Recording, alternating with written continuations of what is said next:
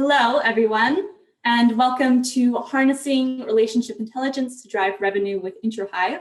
I'm Kayli Olson, the Deputy Editor at Briefing, and I want to say a big thank you for joining us for 5P today, and I hope that you find this and our other sessions useful during this very particular time that we find ourselves in. It's never been so important to maintain and develop relationships, and that's exactly what we'll be discussing here today. I'm joined by Adam Soames, Global Head of Business Development and Strategy at Hogan Lovells, and Alan Mercer, Legal Director from our partner at Introhive. Before I hand it over to Al, a bit of housekeeping. The session is being recorded should you want to watch back or share around to your colleagues. If you have any questions, please do feel free to engage just like you would on the day. I will be monitoring the chat and the Q&A sections, and we'll get to those during our Q&A. So now I'm going to hand it over to Al from Introhive, who will give us a rundown of some of the relationship intelligence trends and challenges that he's seeing. Hi, Al. How are you doing today? I think you're on mute, Al. There you go. Good morning.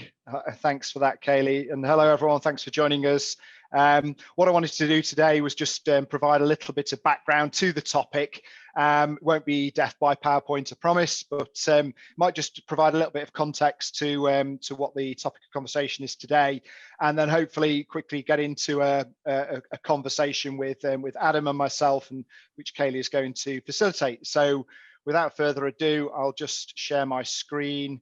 And Kayli, can you see the title slide? Yeah, looks good, Al. So that's a good start. So hi, everyone. Alan Mercer. I'm the Legal Industry Director for Introhive. Prior to joining Introhive some 3 years ago now, I was a BD and Marketing Director in law firms. So hopefully have a decent enough idea of the sort of practical and cultural challenges firms face around client development and understanding client relationships, CRM strategies, etc. I'll let Adam introduce himself. If you wanted to jump in, Adam. Yes, hi Al, I'm Adam Soames. I'm the Global Head of Business Development and Strategy at Hogan Lovells. So I'm responsible for overseeing the firm's approach to client engagement, and also how we go out and I guess generate opportunities and help convert those opportunities with clients. So actually it's about understanding that client life cycle, which I'll talk about later. Thanks, Adam, and much more from Adam later on in today's presentation. And thanks again to Kayli, who's introduced herself already. So what I'll do is I'll just move on to this first slide with quite a lot of statistics on here. And I'm not going to read through these, they're on the screen for you here. But I guess the idea here is that relationships are important. And I don't think many of us will argue with that. And depending on which studies you believe or have read and what industry you're in, acquiring a new customer is anywhere from 5 to 25 times more expensive than retaining an existing one. I'm sure we've all heard these statistics before. And it makes sense, you know, you don't have to spend time and resources targeting and winning new clients. The question of, is this the type of company that would use our firm, is already answered because they have. So yeah, you know, easy task of just keeping your clients that you already have engaged and happy. Estimates show that even in a successful firm, there's potentially 20 to 30% growth to be achieved from your existing client base alone. And if you're not convinced that retaining and developing existing customers is valuable, some research done by Frederick Reichheld of Bain & Company, who was the guy that the company that invented the Net Promoter Score, shows that increasing customer retention rates by just 5% increases profits by 25 to 95%. So whilst these aren't all legal industry specific stats, there is unfortunately a lack of empirical studies done on the legal sector alone. The point I'm trying to make is that, like I say, none of us would doubt or argue really, is that strong relationships are important to winning and retaining clients, and not, you know, in the legal industry, never so more as in the legal industry, I would say, where historically relationships have been the lifeblood of a firm's growth and continue to be so. So if existing client relationships are crucial, I always pose the question, you know, how easily can you answer the following questions in your firm? I know from my time working in firms, the question of who do we know at this company, or does anybody have a relationship with this client, or who's the best person, who's the best connected, who should I talk to about this company, this client, were very common answers that questions that I struggled to answer, the firm struggled to answer. And taking that a step further, how strong is our relationship with the client overall? How's it trending? Who are we currently engaged with and who aren't we? Where are the gaps? Where are the risks? How can we leverage strong relationships where perhaps we aren't doing as much work as we could? So difficult questions to answer. And even more so, the modern challenges that we all face with a disparate, more isolated workforce. It's become somewhat more unclear that the Monday morning catch-ups aren't as easy as they were. Bumping into someone and overhearing a conversation or finding a bit of information just doesn't happen quite so much. However, clients are feeling like this as well. So keeping client experience positive is now more crucial than ever. So if you can't objectively and accurately measure relationships, then how can you manage them? So, data is the key, but what data? And how can you capture this data? And also, once you've captured it, how can you make sense of it and turn the data into actionable insights? And finally, across on the right there, once you've got the insights, how can you make these available to your people when they need them and with as little friction as possible? So talking about data, what type of data are we talking about here? And you don't need to boil the ocean, which we'll come to in the Q&A with Kayli, but certainly having an accurate list of every company that you are or have been communicating with, and also for the people within these companies, an idea of who these people are in terms of role and seniority, an understanding of what activities have taken place with them, who was involved, both sides. Having this data available to then segment and look through within perhaps the CRM system would be ideal. And then how can you ensure that this data, once you have captured it, keeps up to date moving forward? And it'd be remiss of me to not mention that for many firms, CRM was supposed to be the answer to this.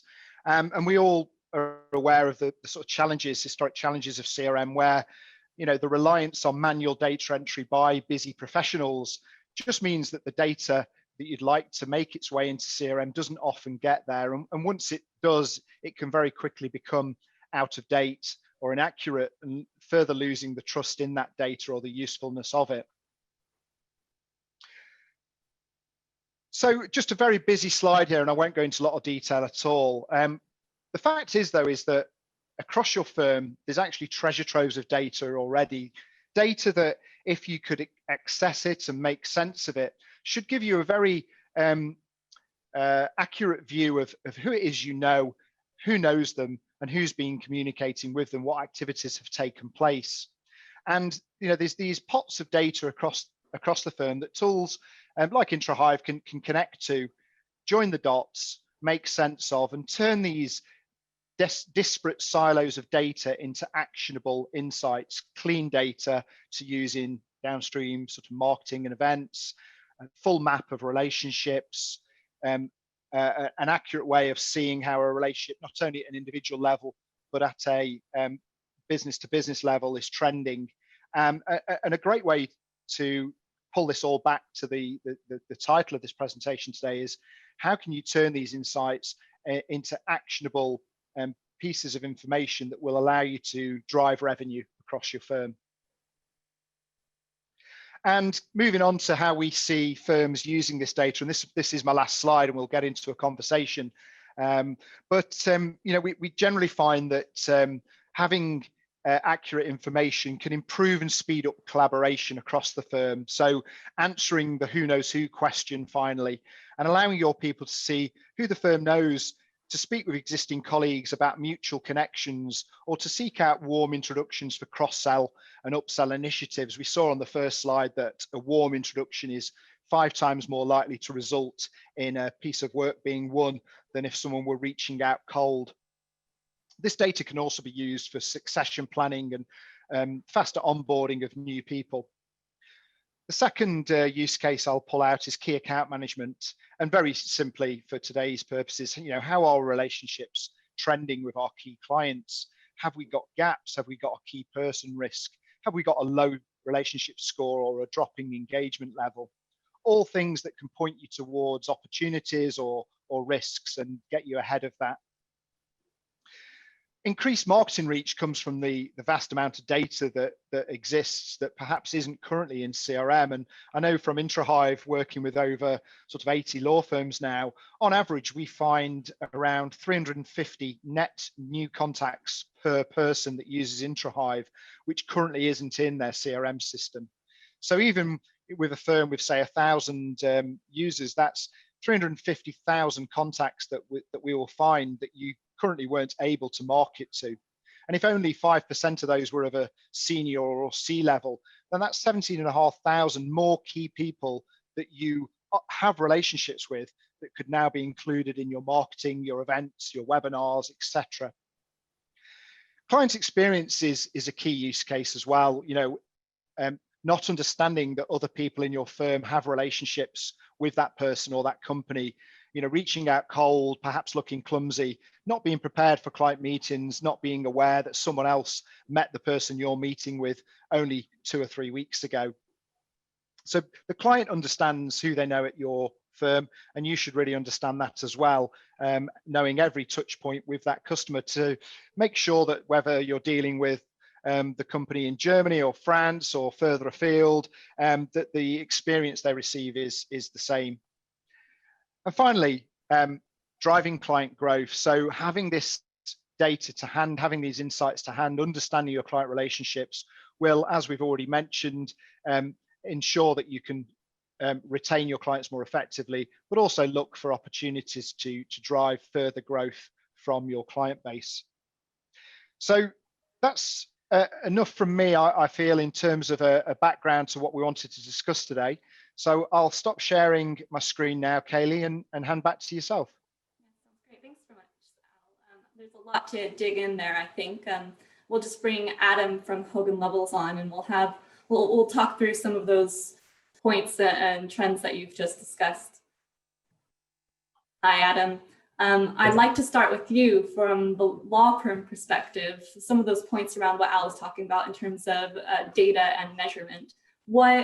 At Hogan Lovells, what do you guys measure in terms of client engagement and relationship intelligence? And do you think other law firms gather what the information that they need in order to build better relationships?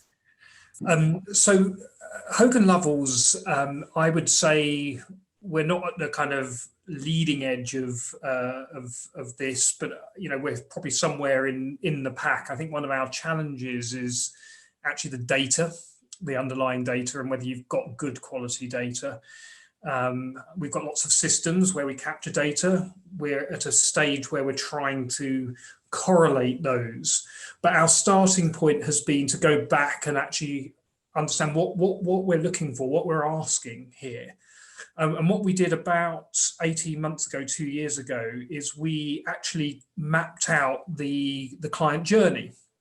So we identified 9 steps along the client journey, from the very first impression through to then pitching for work and onboarding clients, through to then how we grow the relationship and deliver work and manage matters, all the way through to how we stay in touch with clients in between matters. And using that as a framework, we wanted to know along that journey, what are the data points that we need to gather? So if you think about pitching, it's about, who are we pitching for, understanding what type of pitching we are doing. So we're capturing the opportunities, understanding whether we won or lost. So you begin to look at conversion rates, making sure that we're getting feedback on those pitches to understand quantitatively and qualitatively what we're doing well and what we're not doing well. So that's one example. Another example is something that we've done is introduced a formal and structured client listening, client feedback program, which looks at broader client relationship reviews as well as post-matter reviews to pick up data points there as well. so that we can actually assess along this client journey all the things which we are doing well and not so well. So I'll give you another example. When it comes to delivering high quality work and transparent matter management, it's actually understanding how well we're managing projects. Are we keeping the client informed? And getting some scores on those bases. Are we delivering value at the end of the day? Are we sticking to budgets and so on and so forth? So those are the types of things which we're asking in our client feedback. So I would say that we're on a journey. We're doing, I think, a reasonable job in terms of collating that information, but there's still a long way to go. One of our challenges, I think, is actually getting the full picture, the volume across a firm of our size and scope.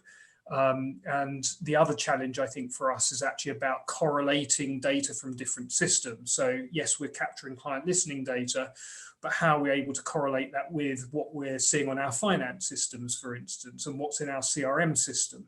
So again, that's a practical challenge. How do we bring the different, what I may call data puddles together that we have in the organization into a kind of a broader cohesive data lake? And that's something that we've started doing as well to structure this data so we can analyze it in more detail.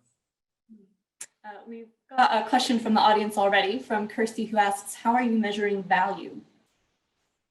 Thanks very much, Kirsty, and good to see that you're on the session. I would say that in terms of value, we are now beginning to try to look at correlating that finance data back with what we're seeing in terms of our client listening data. And we have as well implemented a tool, a number of tools, but in particular, we've implemented Introhive.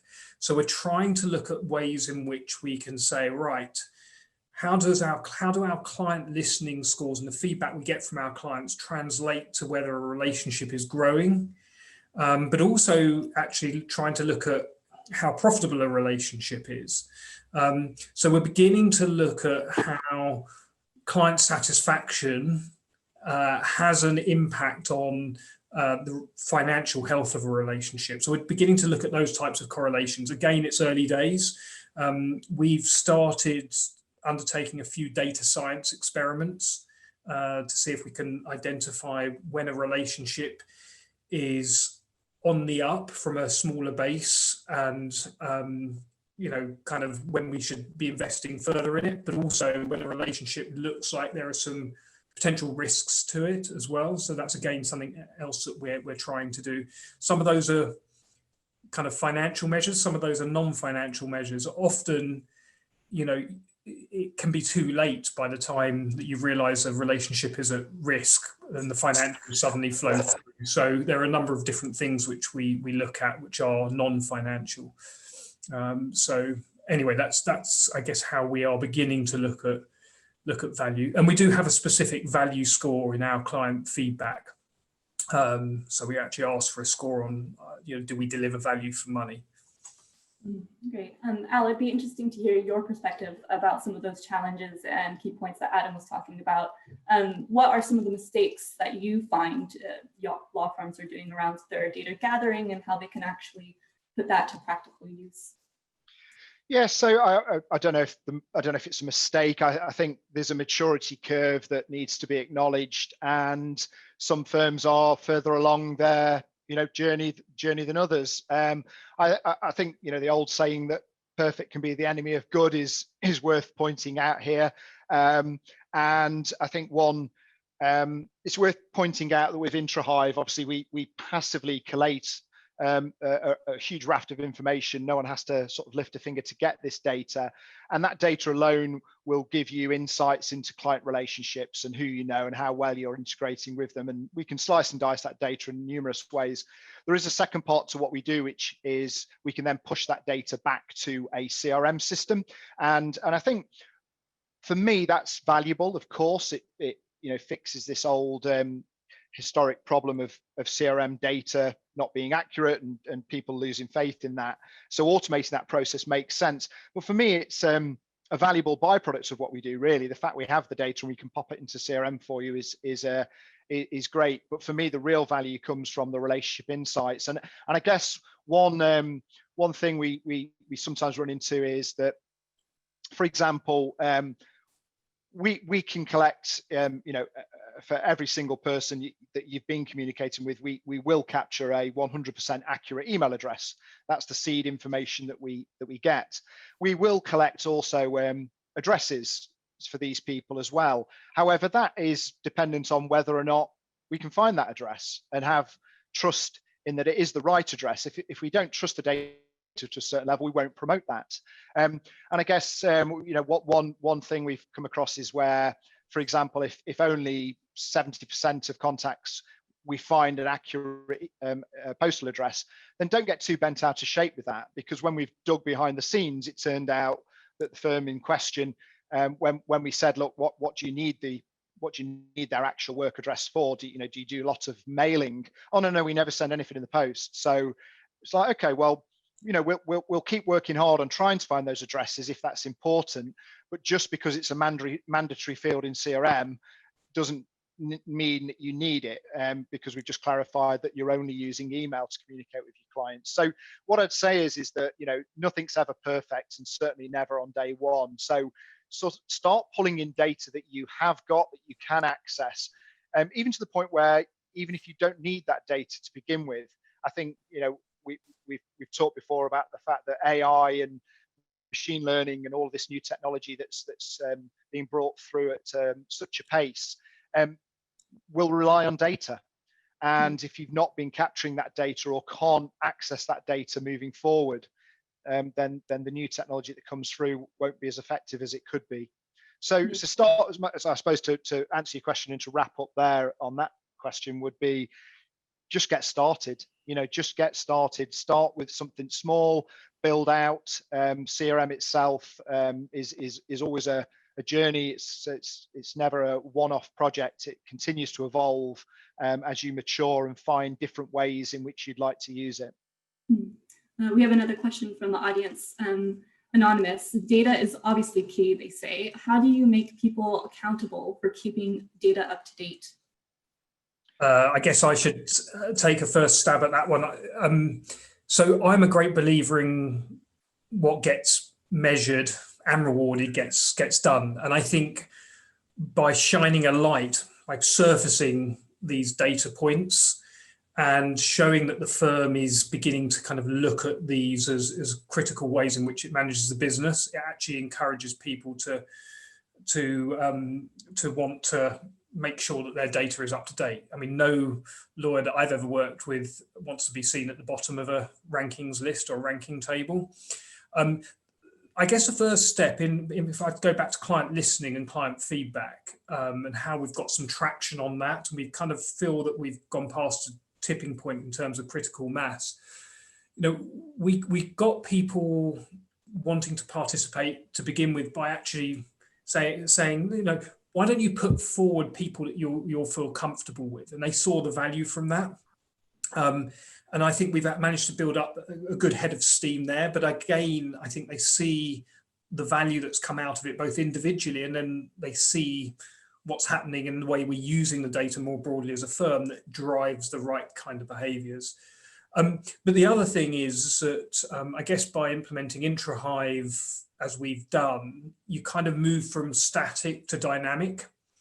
So CRM systems and certain other types of data points have been relatively static for us and don't necessarily provide a full picture. As soon as you move to dynamic systems, you start, in a way, giving that window on dynamic data. So what's going on in terms of communication between clients and meetings and so on and so forth. And when you start marrying that up with financial data coming through and beginning to see some of the kind of client feedback scores and even external data points. So, for instance, one of the other things is that we participate in Acritas Sharp Legal, which is a syndicated survey. So we're able to benchmark our internal scores with our external scores and I think get a really good overview of the market.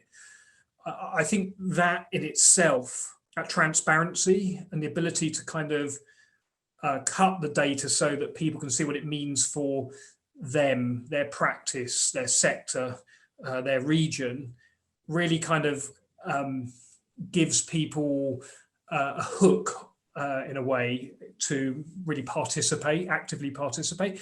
You're never going to be able to get everyone on board. I recognize that. It's a challenge. This is about kind of, to some extent, winning hearts and minds. But I think if you can get a majority of people then that see the value and see the importance, I think that's where you kind of reach the tipping point. Yeah.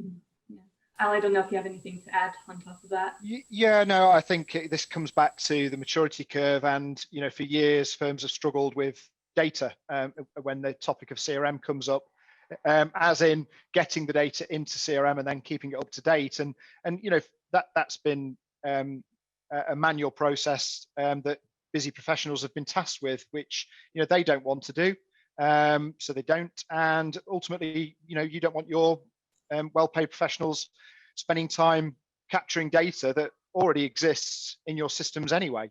So simply having to rekey it from somewhere to somewhere, it's just not scalable.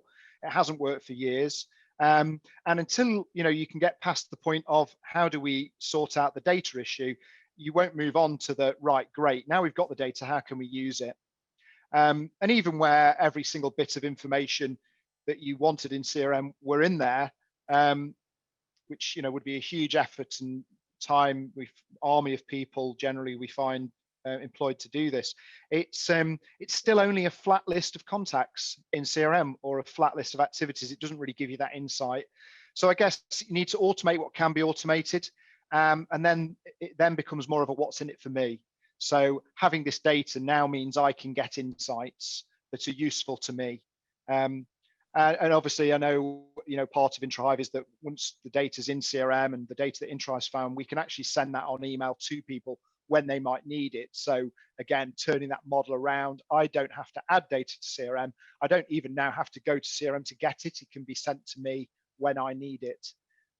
So yeah, I think data quality can now be automated. Yeah. We've got a couple more questions from the audience. One asks, how can existing client relationship data be leveraged to drive true new business in this era of remote BD? Adam, why don't you start that one? Interesting enough, I'm not sure that there's massive difference between us being in a remote world or not. I think the important point here is how can we identify the trigger points for helping to grow and broaden existing client relationships or potentially identify new ones. I mean, from a personal perspective, and I know we were going to come on to this, we've actually found that the pandemic and the last 6 to 9 months has given us to really kind of given us the opportunity to really engage with clients in a slightly different way, much more personal way. I think we've moved a little bit from what I describe as the spray and pray approach to marketing and business development to much more personalized and tailored outreach. And again, engaging with people on human issues rather than necessarily hiding behind, brochures and other types of large-scale thought leadership. It's really about understanding the client's needs and issues and actually helping them when they're in their moment of need. So actually for us as a firm, we found that certainly in the early stages of the pandemic that we got a lot of very good client engagement, in personal client engagement, and people picked up the phone. Things which business development professionals have been saying to our partners and lawyers and law firms to do is, take the opportunity to pick up the phone. So that's one thing I would say. I think part of the challenge is obviously keeping that momentum going. And I think people recognize that clients actually want to have conversations and don't necessarily want to, I think there's always a concern, certainly sometimes at Hogan Lovells, that we don't want to bother our clients. Actually, clients want to talk about their business issues and challenges. And, if you can find a way of helping them that's really where you kind of reach the success points. So that's one thing I would say. And some of that's not even driven by data or some of these tools. That's just about, picking up the phone and reaching out to your contacts. But going back to data points, one of the things which we've been using things like our client listening for is to identify, one of the things which we get scores on is how good we are at staying in contact, or how good we are proactively bringing ideas to our clients, and also how good we are at introducing others in the firm. And if you have a look at those scores, which vary from client to client, along with the overall satisfaction and likelihood to recommend scores, which again are things which we measure, so kind of things like the net promoter scores. And if you've got a high net promoter score or likelihood to recommend score, and then you've got a low score on introducing others, to me, that immediately tells you you're pushing at an open door and we're just not walking through it. So that's again a trigger point that we use in business development to work with our client relationship partners and client teams to think about others that we can bring into the relationship. But the other thing that we'll also do is we'll look at our financial map of the client. So some of you may have heard the concept of white space. So, we look at the breadth of the relationship across practices and jurisdictions, and we have a look at where the white space is in the relationship and work out, well, actually, where should we be focusing next in terms of introducing others? But we don't do that in isolation. We'll look at the clients. Our business development client account managers are trained to actually look at the client's challenges and opportunities and actually work out, well, where should we be focusing our efforts next? Because at the end of the day, it has to be done in the context of what the client's needs are. And we'll ask clients where their challenges are and where we can introduce others. So the data is all there. It's actually about how we can, I guess, prompt the right mindset and behaviors around actually, asking for those introductions or making those introductions. I think that's the biggest challenge for us. So that's really, I guess, what we're trying to do to kind of use data and insights to drive the right behaviors. Yeah. What are you saying in terms of remote BD, Alan? Yeah, I think it has changed. Now we're remote. How will you find out about other people's relationships? Before March, you'd probably walk around the office, have a chat with a few people, etc. I think now it's a little more difficult to do that. So yeah, being able to type in the name of any company and see exactly who in your firm already knows them and who and how well can certainly speed up potential introductions to that company. Obviously, having the data there, if no one's looking at it or using it, it's pointless. But for those sort of BD-minded people, the BD teams out there to be scouring through what we would say underutilized relationship capital. So where you can see you have strong relationships but aren't doing the requisite amount of works, maybe share of purse, or maybe the fact that basic example, you've got great relationships with a company's HR director and their team, but you aren't doing any employment work, for a very basic example. I know one of the questions which was about KPIs, I don't mind taking that. So Adam's just mentioned, a few pots of data that can be used to assess the strength of your client relationship. Obviously client listening and net promoter score, etc.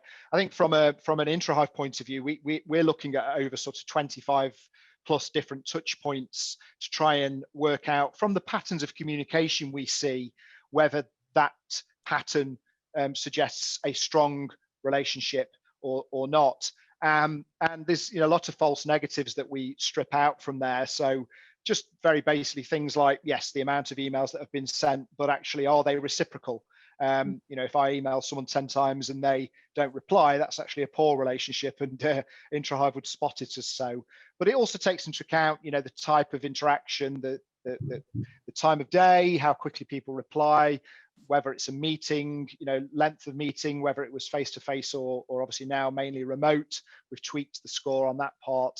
But it also weights seniority of contact as well. So for example, two more junior people liaising backwards and forwards for days on a particular transaction would show that there is a relationship there, but it wouldn't score it very highly. Whereas, your managing partners in touch with their CEO once or twice a month, then that sticks and scores highly.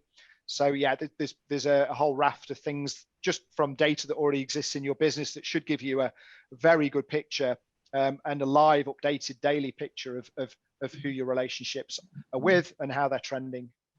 I should add, Al, in terms of going back to how we look at KPIs in terms of service criteria, I mentioned a few of them earlier, so overall satisfaction, likelihood to recommend, introducing others. There's about 9 or 10 that we look at and we score, and they're aligned to Acritas, Sharp, legal in broad terms, plus a couple of others. So there are other things we'll look at, like responsiveness, communication, technical quality, project management, so the way we manage projects, and the way that consistency across different practices and jurisdictions is another score. So those are the types of measures we look at. They're kind of industry standard by now, and I think those of you that subscribe to Acritas will probably have a good view of those. Are these face-to-face, Adam, or survey-based, or a combination of both? I saw that question. So at the moment, Hogan Lovells' approach is either face-to-face or over the telephone. They're interview-based, and we don't capture everything in an online survey. It's actually about trying to get that engagement, so we get the right balance of quantitative scores, but also qualitative feedback, actually, which I think you can get as much out of, if not more, than some of the quantitative scores. Now, why don't we talk a little bit more about client satisfaction, kind of how you roll that out throughout a business. I know that you mentioned there are a lot of key points that you track along the client journey, but how do you then roll that into BD and make sure that people are actually taking on board what the client is saying and then delivering a better service on the other side? Yeah, so again, I think this is all part of the challenge as to how you kind of use the data. So capturing it is one thing, actually as big a challenge is how you use it to affect the right change. So at an individual client level, when we've done or are doing the interview, we'll spend time in advance with the relevant client relationship partners and the team that have been involved to make sure that we're really prepped and we understand the challenges from their point of view, that we're able to customize slightly the questions that we might ask. We then obviously conduct the interview. There's a process for then summarizing that and getting it into what we call a client listening hub. So we've got a hub that we've developed to be able to kind of capture the data and then ultimately analyze the results. But we'll go through a debrief process with the team, the client team, and look at what actions need to be taken at the individual client level, either remedial actions or actually looking at where there may be potential opportunities. And then at a broader firm level, we're able to analyze the data at a firm-wide level, at a practice level, a sector level, or a regional level, and be able to share those themes with the leadership teams at the different levels. They're able to use that to create a cascade communication of some of the scores, usually once or twice a year, that they can feed into their town halls and presentations, so they can pick up on the key themes, both the scores and the key trends that they want to drive through. But we will also then take some of those and build it into training that we do. So we'll kind of use that as part of our business development training, our client service training. So that's what we do. It's, I would say, a work in progress. We're trying to become smarter about how we use the data. We're developing some dashboards that people can automatically kind of dive in and look at different cuts of the data. So it's almost like a self-serve model, rather than necessarily it being stuck with a central team. So transparency, as I mentioned earlier, I think is important. Obviously, that's at an aggregate level rather than an individual client level. So, but it's actually how we get those key themes out into the broader firm. And again, we'll sometimes in our broader firm newsletter have segments of those newsletters, which will focus on latest themes coming out of client feedback. But it's a hard job. You've got to continue to reinforce the messaging and focus on key things which are coming out where we need to improve as a firm. Yeah, just to dig down a little bit more into that, we have a question for the audience who asks, can you give some examples of data that you're gathering at each client journey point and how effectively you are performing? And is this just a client survey based, or is it a wider data resource? So the data points on the client journey, obviously, I think I talked about earlier through core client listening, the key data points that we have in terms of overall satisfaction and likelihood to recommend, but then different things like how well we manage projects, how well we introduce other people from other parts of the firm, how well we communicate as a firm, deliver high quality legal work. So I would say that most of our data points come through that client listening. We will then benchmark that and correlate it to the Acritas Sharp legal data to show actually, if there's some selection bias in our client listening data because people have chosen particular clients, that we're able to moderate that slightly with the broader market data that Acritas have. So those are the primary points of contact, but then obviously there are other things which we'll capture. So obviously we're able to look at our financial trends. Is a relationship broadening or is it shrinking in terms of our penetration across a particular client?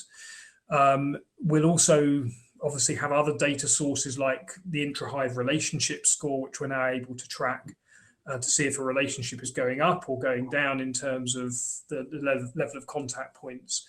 And then there's things like pitch conversion rates that we look at, the volume of pitches. So there are other data points that we're able to use, but I would say the core client experience data will come from a combination of client listening and kind of Acritas Sharp Legal. Great. I think, Alan, if there's anything else that you have to add, we're in the final minute now, so maybe you could also give us a little bit of your key areas, key takeaways from the session. Yeah, sure. I just perhaps just following on for that question there. There's so much data that you could be used for different reasons. So along the client mapping there, for example, we have a relatively new product now which can monitor how well your opportunities are performing. So if you're recording opportunities within your firm, then again, the communication patterns, the senior people that you're engaging with or not, depending on what type of opportunity you're trying to win, Introhive can use data there to give you signals to how well you're performing on a particular sales opportunity, but also, perhaps to point where what the next best steps are. So I think that's where this is going, using the data not only for then to humans to analyze and come up with ideas, but actually feeding the insights back into AI to then come up with answers to, you should focus here because of this, or you've got a risk here because of that. So we're feeding all of our data now into refeeding it back into AI to then come up with predictive products, which I think are in the next 3 or 4 years will become far more commonplace than they are at the moment. So yeah, that's the next horizon for us. But my key takeaways today would be to just get started looking at what data you already have, what insights you can gain from that, and get on further along that maturity curve and away from simply trying to fix data and fix CRM. Great. I think we'll end it there then. Thank you so much, Adam from Hogan Lovells and Alan from Introhive. I think some really good takeaways and discussion there today.